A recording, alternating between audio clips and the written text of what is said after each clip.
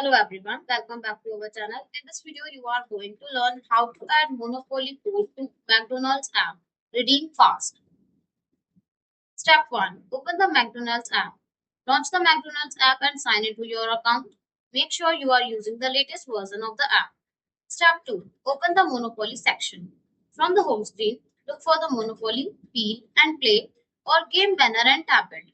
During an active Monopoly promotion, this section is usually displayed on the app's homepage. Step 3. Tap Add Code or Enter Code. Inside the Monopoly area, select Add Code, Enter Code or Scan Code. Step 4. Enter your code or scan your code.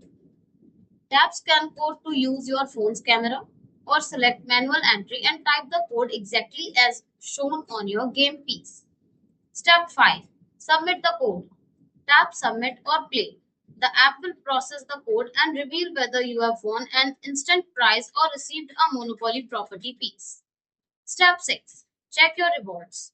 Any food prizes or rewards are typically added to the offers, deals, or rewards section of the app for redemption later. Thanks for watching the video. Do like, comment, and share the video and subscribe to our channel.